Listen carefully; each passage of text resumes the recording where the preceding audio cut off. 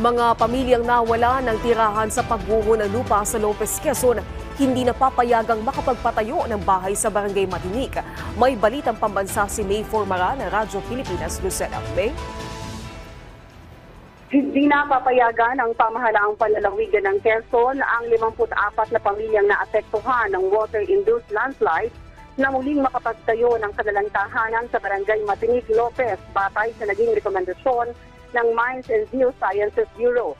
Ayon kay Governor Dr. Helen Tan, pagtutulungan ng probinsya at ng lokal na pamahalaan na mahanapan ng bagong lokasyon ang mga nawala ng tahanan. Sa kasalukuyan, financial assistance at mga pagkain ang agarang tulong na naipagkaloob na ng probinsya. Ang mahalaga ayon kay Governor Tan ay makapag-identify ang LGU ng lokasyon na maaaring lipatan at tutulong ang probinsya para sa pagpapatayo ng kanilang bagong matitirahan.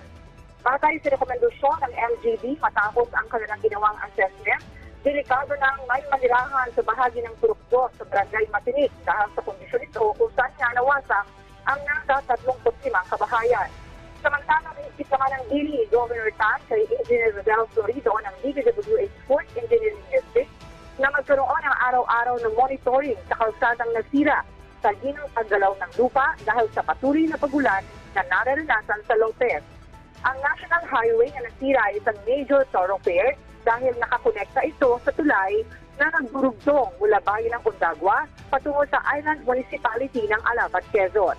Ayon naman kay Lopez Mayor Rachel Obana, bagamat walang naramdaman na paggalaw sa paligid noong Sabado ng gabi, may posibilidad na unti-unti nang nag-e-erode ang lupa sa bahagi ng Barangay Matinik dahil na rin sa sunod-sunod na pag-ulan na nararanasan bago pa ang bagyong Christine.